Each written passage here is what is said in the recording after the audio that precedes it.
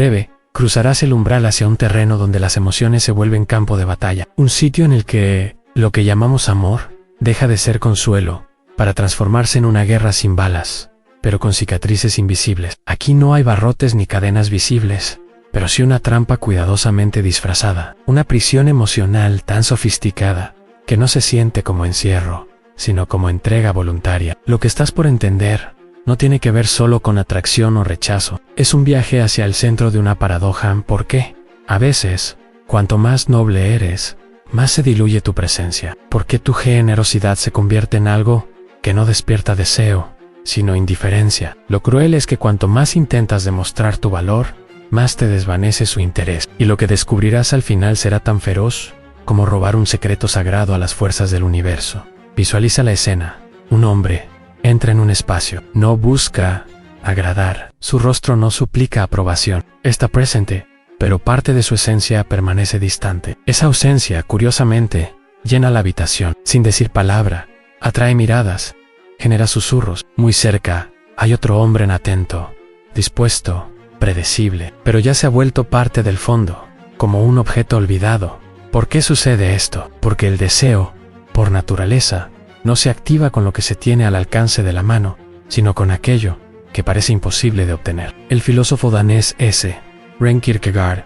hablaba de esto con una claridad casi profética. Lo llamaba la esfera estética, un espacio donde la atracción se construye en torno a la evasión, a la distancia, al misterio. Creemos que es amor, pero muchas veces solo es fascinación por lo inalcanzable. Este patrón está en todas partes, incluso en la historia. Basta recordar al poeta Lord Byron, ícono del siglo XIX. Las mujeres se desvivían por él, no porque escribiera palabras dulces, sino porque nunca suplicaba amor. No enviaba cartas, las recibía por cientos. Algunas hasta ofrecían sobornos por tener un recuerdo suyo. Su desinterés no era frialdad, sino resultado de una ley incómoda.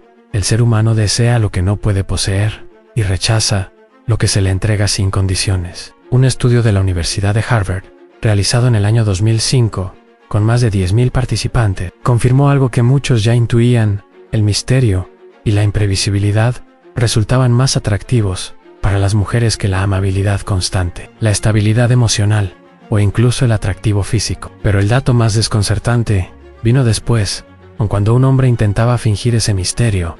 La atracción desaparecía. El hechizo solo funciona si el otro no es consciente del truco. Como explicó Kierkegaard siglos atrás, el verdadero poder está en la retirada natural, no en la manipulación. Alejarse no para castigar, sino como un acto de preservación personal. En los tiempos actuales, donde las aplicaciones de citas han transformado la seducción en un juego rápido y desechable, esta dinámica se ha intensificado. Un experimento realizado en la plataforma Tinder en el año 2022 arrojó un resultado curioso. Los perfiles con escasa información y pocas imágenes recibían hasta 3 veces más atención que aquellos que mostraban demasiado. No era magia del algoritmo, era el funcionamiento de la mente humana. Cuanto menos se revela, más imagina la otra persona, y cuanto más imagina, más se involucra. Pero detrás de este fenómeno moderno hay una herida más profunda, la del hombre que fue criado creyendo que la bondad bastaba, que con ser honesto, atento y constante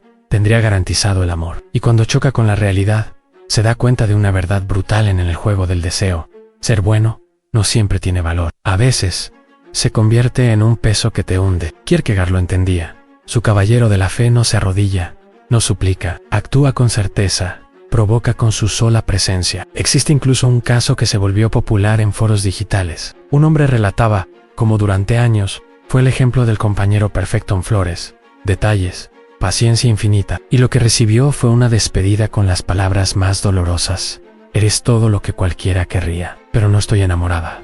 6 meses después, él desapareció de redes sociales.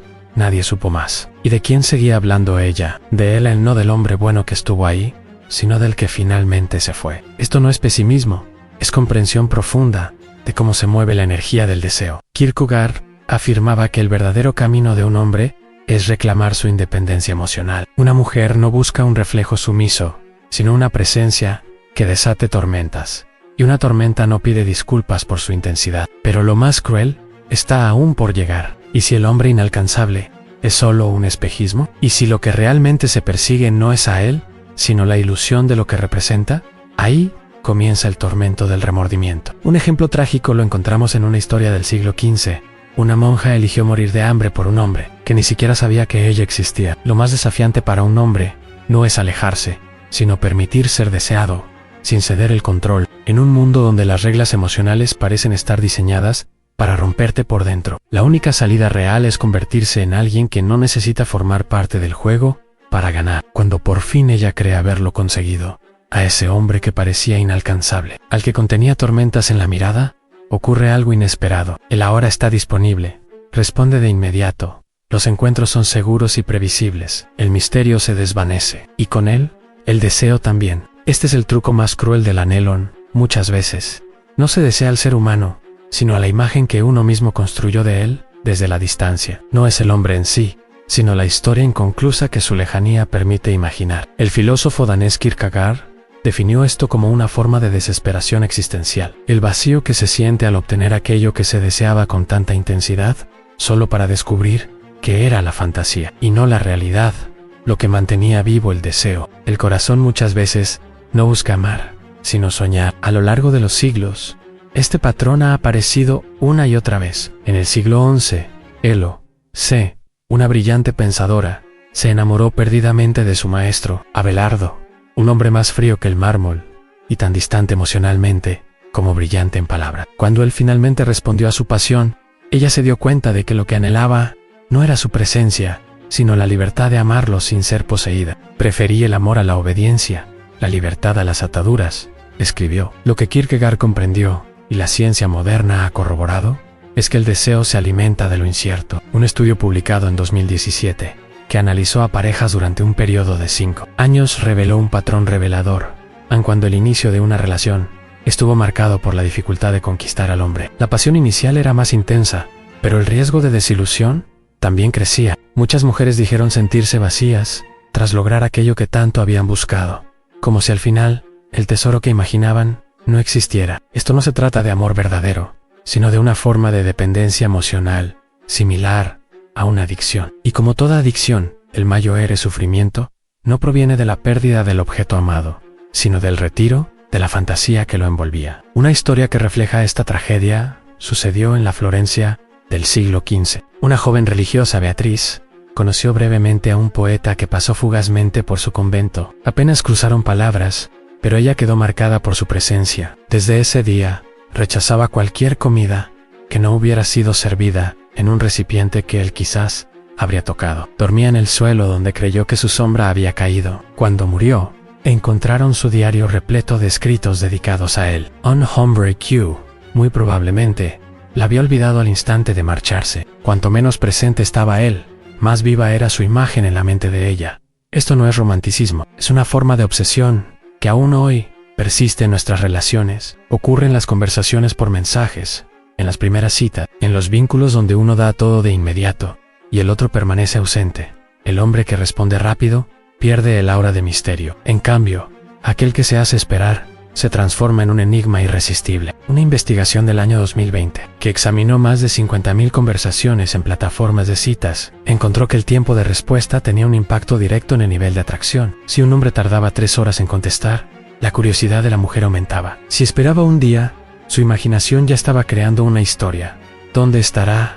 ¿Qué hará? ¿Con quién estará hablando? Sin embargo, aquí se esconde una trampa. Si ese retraso es intencional, si el hombre actúa siguiendo una estrategia, la autenticidad se pierde. El magnetismo solo funciona cuando no se está fingiendo. La indiferencia no puede ser fabricada, debe ser vivida. Un ejemplo perfecto es James, un músico que sin querer se volvió leyenda entre quienes lo conocían. No era especialmente atractivo ni millonario, pero había algo en el que lo volvía inolvidable en su ausencia. Se marchaba temprano de las reuniones, rara vez participaba en los grupos de chat. Las mujeres no hablaban de sus palabras, sino de su silencio. Una llegó a confesar que lo soñaba con más frecuencia que a su propio novio. Lo que las atrapaba no era él, sino la incertidumbre que dejaba tras de sí. No sé si le gusto, y eso me está volviendo loca, decía una. Kierkegaard lo habría llamado el vértigo de la posibilidad. El hombre que no se entrega por completo se convierte en un espacio abierto, donde la mente femenina proyecta historias,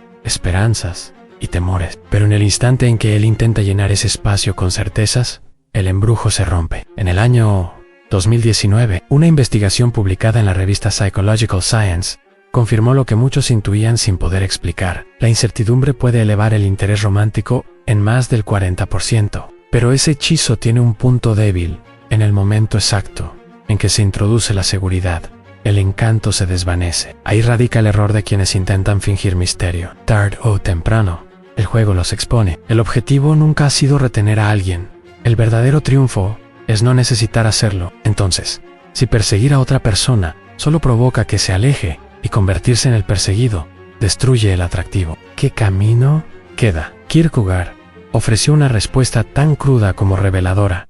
Deja de ser un personaje dentro de su historia y comienza a escribir la tuya. El hombre que parece esquivo no lo es porque quiera manipular, lo es porque realmente posee un mundo propio, un universo que no gira alrededor de la validación femenina. No desaparece para provocar, se ausenta porque está completamente inmerso en una existencia donde ella no es el centro, sino una parte opcional. Piénsalo con un ejemplo real. Mientras Zelda Fitzgerald se consumía en fiestas y escándalos, su esposo, F. Scott Fitzgerald, se entregaba con todo su ser a escribir El Gran Gatsby. Ella lo acusaba de abandono emocional. Él le reprochaba vivir distraída del propósito. Pero fue precisamente esa dedicación obsesiva, esa forma de estar ausente incluso cuando estaba presente, lo que hizo que su imagen se volviera imborrable para ella. En sus diarios, Zelda escribió: lo detesto cuando tiene razón, y lo detesto más cuando no le importa estarlo. Eso no era indiferencia, era una forma de soberanía emocional, porque en el instante en que un hombre convierte a una mujer en el centro de su existencia, deja de ser un ser autónomo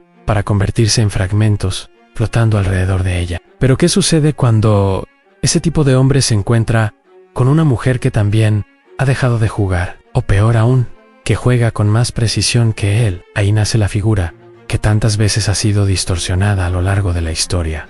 La mujer que no se derrumba por la distancia, que no persigue, que no pide nada, aquella que devuelve la paradoja de Kierkegaard con una intensidad aún más feroz. No es necesidad lo que la mueve, es autocompletitud.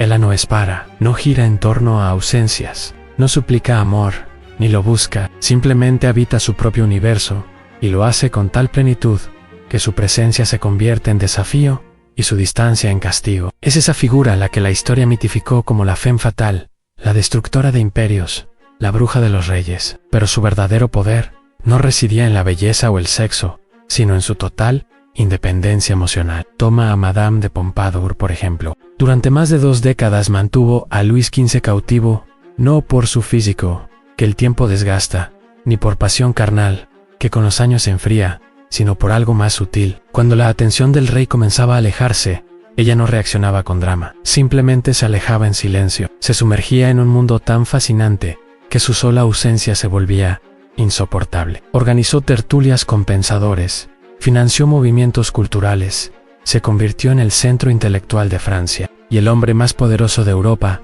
terminaba golpeando su puerta como un niño perdido. Kierkegaard lo habría entendido al instante. Decía que cuando el tirano muere, su poder también desaparece, pero cuando el mártir muere, su influencia recién comienza. Hoy la psicología lo llama el principio de escasez, pero esta dinámica es mucho más antigua que cualquier teoría. Un estudio realizado en el año 2021, dentro del campo de la psicología evolutiva, reveló que los hombres tienden a obsesionarse más con mujeres capaces de soltar sin mirar atrás. Los científicos esperaban que, ante el rechazo, ellos siguieran adelante, pero ocurrió lo contrario. Se aferraban más. Uno incluso admitió haber gastado más de $8,000 en regalos para una mujer que llevaba meses sin responderle. Su confesión fue simple: solo quiero saber si alguna vez le importé eso. No es amor. Es el ego gritando por no haber sido elegido. Y la historia está repleta de relatos similares que no aparecen en los libros de texto. En 1760, en Venecia, una cortesana llamada Catarina Dolfin fue traicionada por su amante, un noble que pensaba que, al irse, ella caería en lágrimas, pero su reacción fue completamente inesperada. En lugar de lamentarse, organizó un baile de máscaras donde cada invitado llevaba bordado en hilo dorado el escudo familiar del aristócrata que la abandonó. Se rodeó de enemigos suyos, brindó con sus acreedores, bailó hasta el amanecer, y cuando él, enfurecido, irrumpió en la fiesta, ella lo saludó con calma y le preguntó: ¿y tú quién eras? Semanas después, él ofrecía una fortuna por recuperar su atención. Ella lo ignoró. Él acabó arruinado, consumido por la necesidad de reconquistar a quien ya no lo necesitaba. Ese es el reflejo más oscuro de la paradoja de Kierkegaard. Los hombres dicen desear entrega total, pero en el fondo, anhelan a quien no está dispuesta a dársela, y cuanto menos reciben de ella, más intensamente la desean. En un estudio llevado a cabo en el año 2019, se analizaron 10.000 perfiles en aplicaciones de cita. El hallazgo fue desconcertante.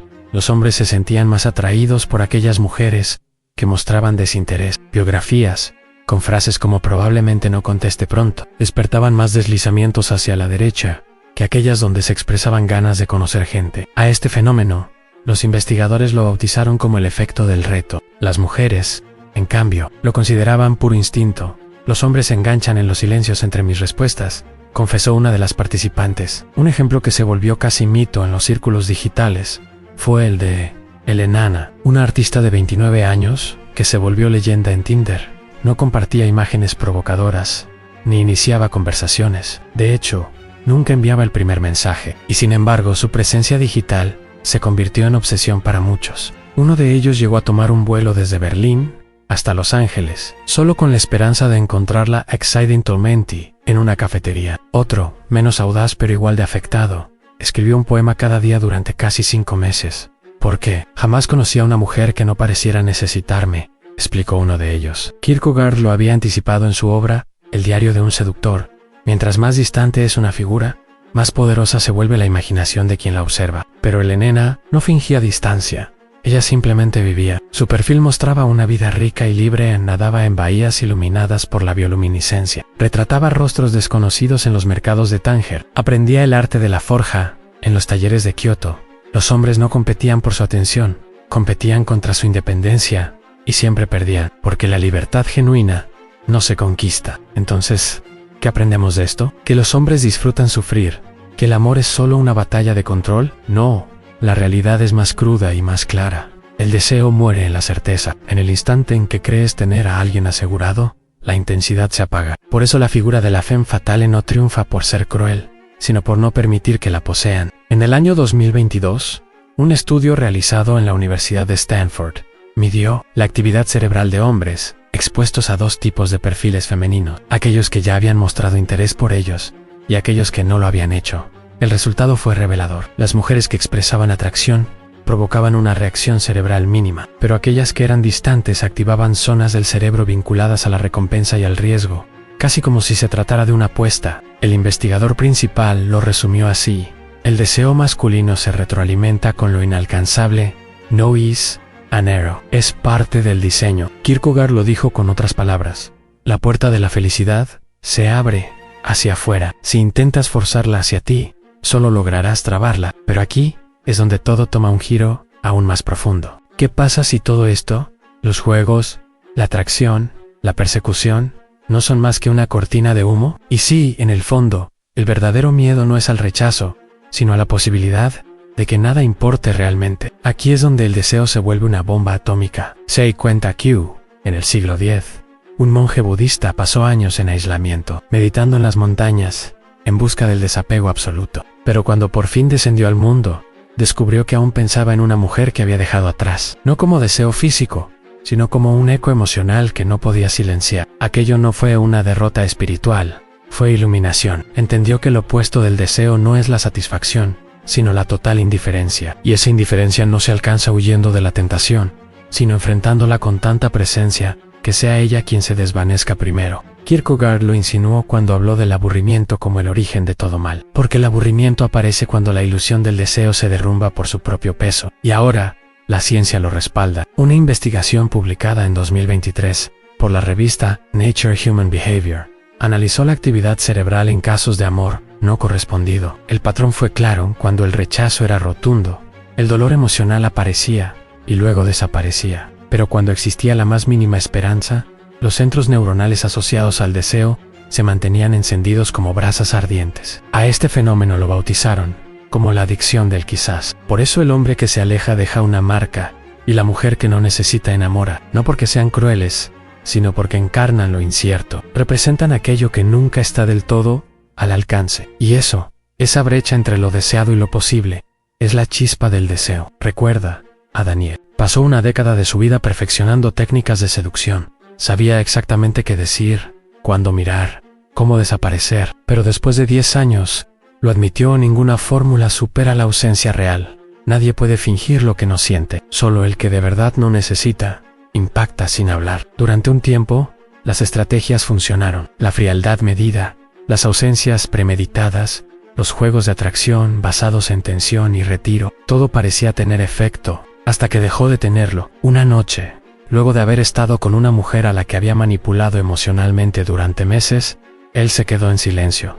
No sintió culpa, tampoco placer, solo una sensación seca, un vacío como si hubiese estado actuando en una obra sin público.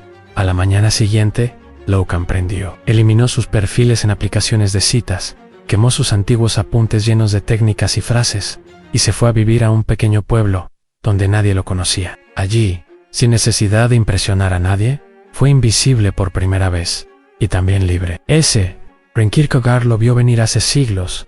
La forma más común de desesperación es no ser quien realmente eres. Daniel, como muchos, no estaba seduciendo, estaba interpretando un papel. El día que dejó de hacerlo, el poder que el juego tenía sobre él desapareció. Una investigación realizada por la Universidad de Oxford en el año 2022 encontró una relación reveladora. Hombres que abandonaban los métodos de seducción artificiales reportaban menos experiencias sexuales a corto plazo, pero mucho más bienestar a largo plazo. Uno de los participantes lo explicó así: antes hacía lo necesario para que me desearan. Ahora me da igual si lo hacen o no. Este tipo de cambio no es nuevo. En 1724, Montesquieu escribió a un amigo devastado por una ruptura: cuando no logres olvidar a una mujer, recuerda que come, duerme, suda y defeca como cualquier bestia del campo. No es una diosa, es humana. No era desprecio.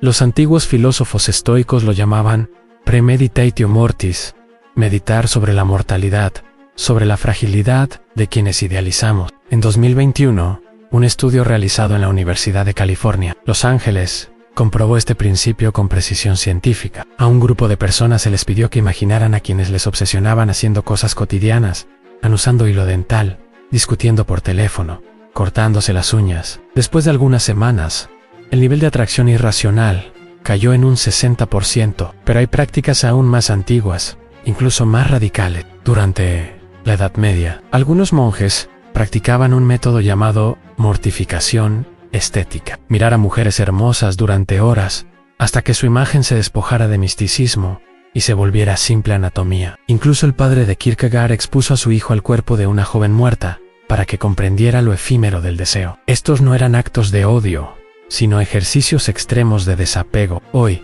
la versión moderna es menos brutal, pero no menos efectiva. Un usuario anónimo en un foro relató su proceso de desintoxicación en 30 días sin pornografía, sin revisar las redes de su expareja, sin alimentar fantasías. El día 27 escribió: la vi en la calle, me sonrió y no sentí nada. Fue como curarme de una enfermedad que no sabía que tenía. Esta es la verdad que ningún coach de seducción quiere compartir.